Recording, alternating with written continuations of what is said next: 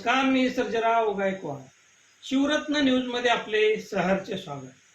श्री संत गजानन महाराज पालखीचे तामलवाडीच्या नगरीमध्ये मोठ्या भक्तिभावाने स्वागत. ठिकठिकाणी वारकऱ्यांना वस्तूचे व खाद्यपदार्थाचे करण्यात आले वाटप.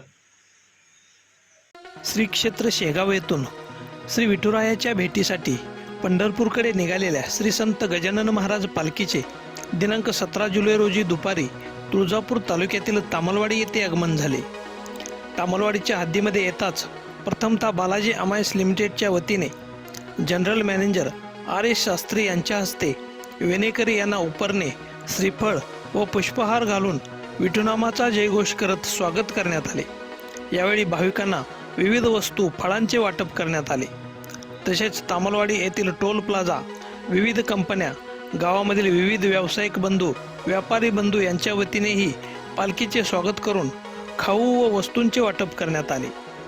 यावेळी गावातील महिला भगिनी व लहानथोर नागरिकांनी दर्शनासाठी गर्दी केली होती. तामलवाडीकरांना दर्शन देऊन टाळ मृदंगाच्या गजरात विठुनामाचा जयघोष करीत पुढील ओळे येथील मुक्कामासाठी पालखी मार्गस्थ झाली. प्रतिनिधी सचिन शिंदे, शिवरत्न न्यूज, तामलवाडी.